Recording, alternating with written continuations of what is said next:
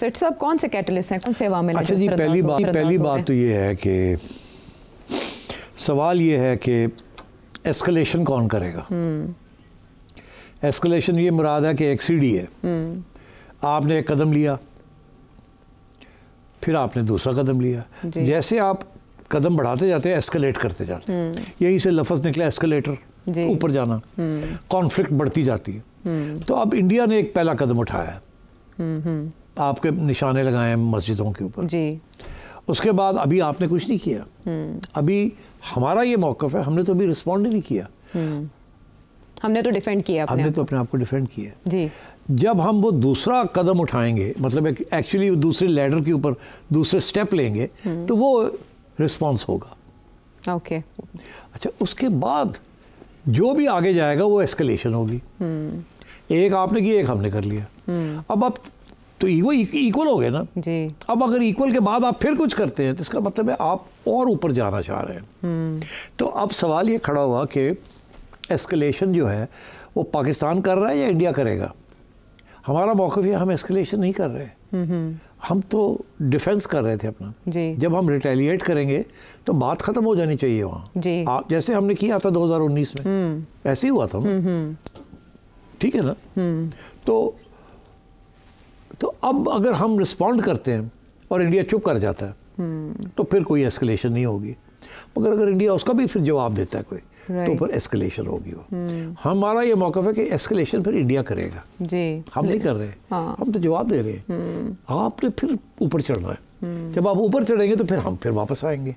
तो एस्केलेशन की जिम्मेदारी है वो आपकी है, हमारी नहीं है। आज इंडिया का बयान आया है जयशंकर साहब का, उन्हें समझ आ गई है कि ये पाकिस्तान का जो मौक़िफ़ है ये तो अब चलेगा।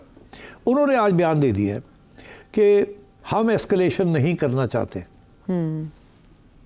पता लग गया ना कि जिम्मेदारी आ रही है इधर, मगर अगर पाकिस्तान ने कुछ किया तो फिर हम मजबूर हो जाएंगे, क्योंकि उनका ये कहना कि अगर पाकिस्तान जवाब देगा तो ये एस्केलेशन है। दरअसल ये एस्केलेशन नहीं है, एस्केलेशन वो होगी जो ये करेंगे जी जवाब में। तो वो उससे अब बचने के लिए कि दुनिया फिर कहेगी आपने एस्केलेशन की है, तो उन्होंने पहले ही आपको ये कह दिया कि आप अभी कुछ मत करें, जो आपने कर लिया काफ़ी है, छोड़ दें इस बात को। यहाँ आप अपनी पब्लिक को कहें कि जी 5 गिराते ने, हम अपनी पब्लिक को कहते हैं हमने मिसाइल फेंक दिए टेररिस्ट नेटवर्क्स, तो बात यहीं छोड़ दें। ठीक। अब सवाल ये है कि हम क्या करेंगे, क्या हम रिटेलिएशन करेंगे या नहीं करेंगे। इस वक्त बड़ा प्रेशर आ गया हमारे ऊपर, इंटरनेशनल प्रेशर आ गया कि बस कर दें आप। अच्छा, और ये प्रेशर अमेरिका की तरफ से भी है और लोगों की तरफ से भी है। अच्छा, ठीक।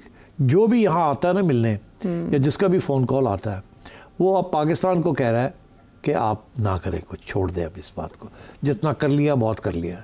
उनके बेइज्जती हो गई, उनके इतने जहाज़ गिरा दिए आपने, उनकी तो बड़ी बिस्त हो गई है और बड़ी परेशान है वो तो, और वो तो नरेंद्र मोदी से ट्रबल। अब ना आप और ना करें, अगर आप करेंगे तो फिर उनकी मजबूरी होगी, तो ये बढ़ जाएगी बात। दोनों न्यूक्लियर आर्म्ड पावर्स हैं, फिर ये लड़ाई ख़त्म नहीं होगी, फिर कहाँ होगी, आप फिर उसका जवाब देंगे, फिर वो और कुछ करेंगे, तो ये गड़बड़ हो जाएगी। तो आप छोड़ दें, हमारे ऊपर ये प्रेशर है। ठीक।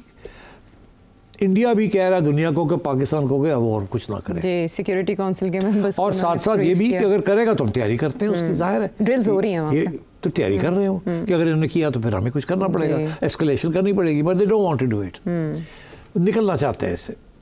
अच्छा। बिकॉज उनको समझ आ गई है कि हमारी जो कहानी हमने बनाई है, जो बयानिया बनाया है, वो चल नहीं रहा है। अब वो क्यों नहीं चल रहा, एक तो ये क्यों नहीं चल रहा, अवाम क्यों नहीं यकीन कर रही, ना हम यकीन कर रहे हैं ना वो कर रहे हैं। उसकी वजह ये, एक तो ये कि इन्होंने ये जो इंसिडेंट हुआ है पहलगाम, इसके तो उन्होंने अभी तक कोई एविडेंस नहीं दिया। दुनिया को पाकिस्तान ने ज़बरदस्त किस्म की इनिशिएटिव लिया है कि जी आओ इंक्वायरी कर लो, न्यूट्रल, हमें भी बुला लें, इनको भी बुला लें, हम आपस में नहीं करते, आप थर्ड पार्टी आके कर लें। इन्हें कहे 2 एविडेंस हैं दे, इंडिया के पास बात नहीं करने को, वो अब उधर जा ही नहीं रहे। जिसका ये मतलब है कुछ छुपाने वाली बात है।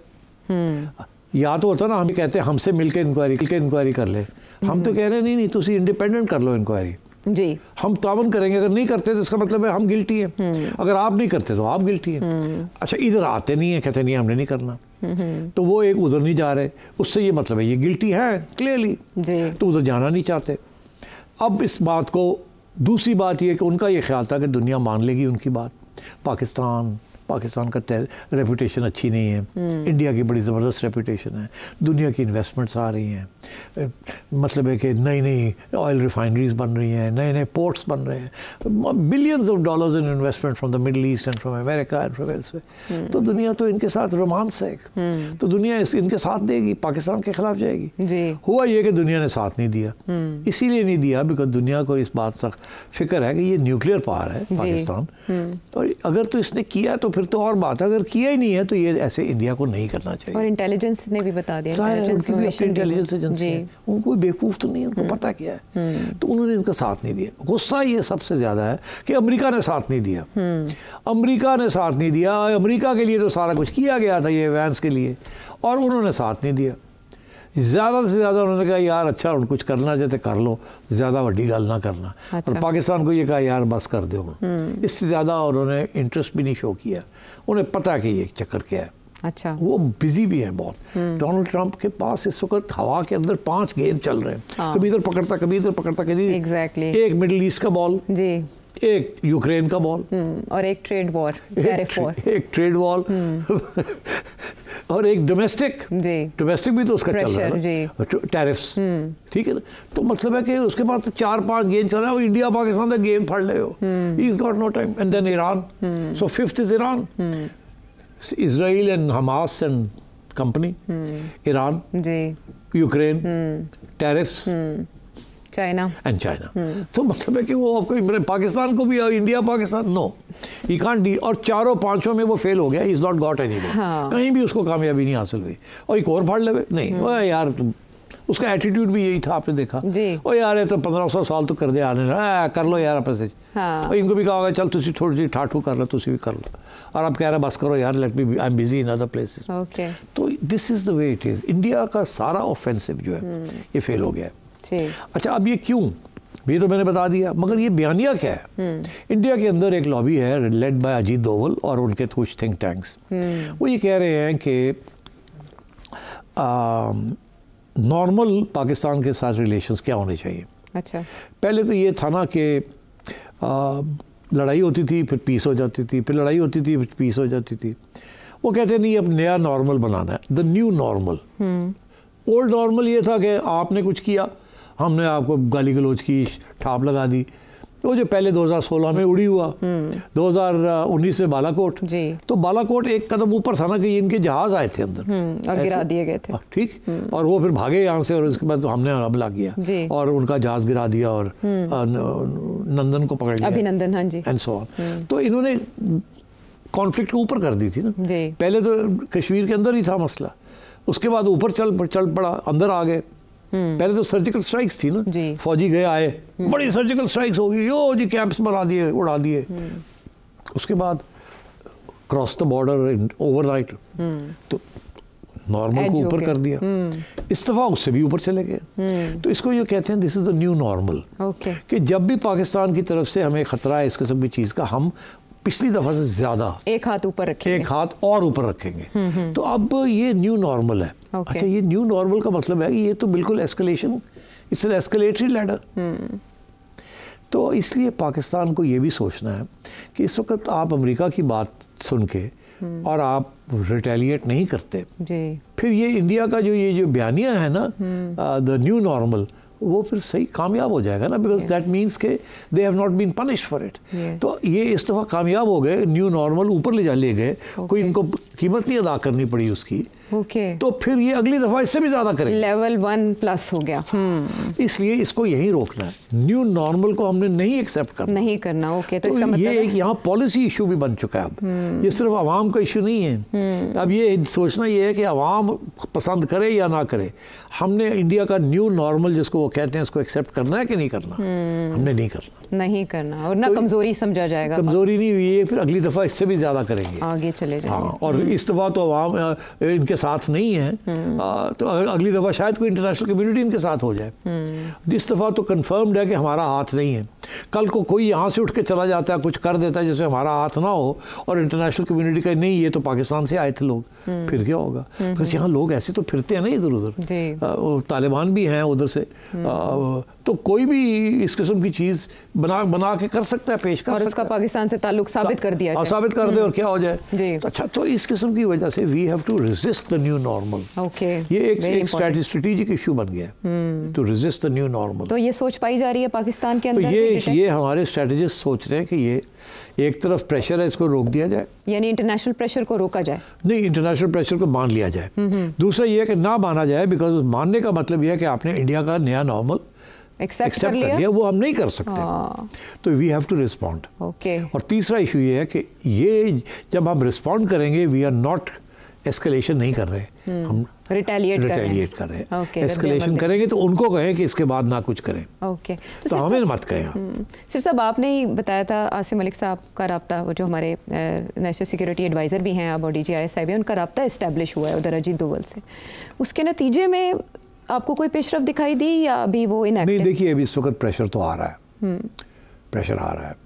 मेरा ख्याल है हुकूमत ने ये जो मौक़िफ़ लिया है ना, और फ़ौज ने भी, कि हम करेंगे at a time and place of our own choosing, जब हम चाहेंगे, जिस तरीके से चाहेंगे, कब करेंगे, कैसे करेंगे, इसका फ़ैसला हम खुद करेंगे। उन्होंने ये नहीं कहा कि हम नहीं करेंगे, ये नहीं कहा कब करेंगे, ये बात छोड़ दी है। इसकी दो वजूहत है।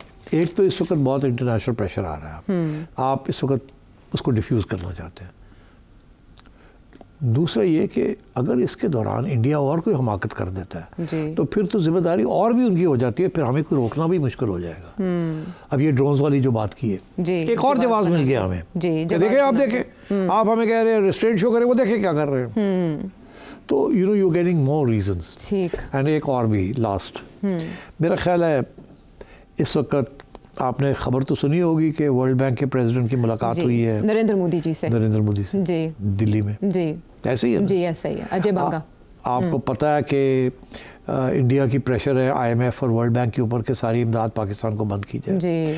उनका ये ख्याल है कि अगर ये जंग थोड़ी देर चलानी है तो पाकिस्तान को इमदाद बाहर से बंद हो जाएगी, तो ये इनके लिए मुश्किल और प्रेशर आएगा, और प्रेशर आएगा। वो उनकी पूरी तवज्जो है कि IMF और वर्ल्ड बैंक को कहा जाए कि आप अपने पैसे देने बंद करें जी।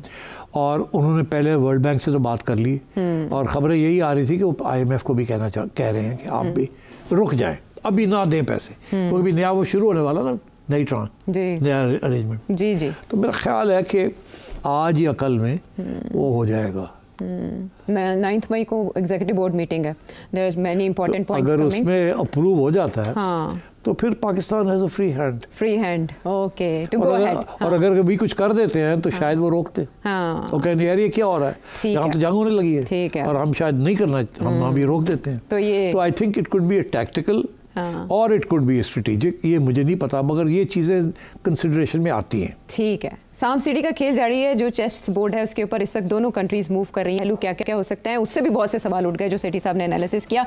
आने वाले प्रोग्राम्स में इस पर जवाब देते रहेंगे। आइंदा कुछ घंटे कुछ दिन बहुत अहम है, पाकिस्तान का रिस्पॉन्स क्या होगा, इस सवाल के साथ आपको छोड़े जाते हैं। अगले प्रोग्राम तक के लिए इजाज़त दें।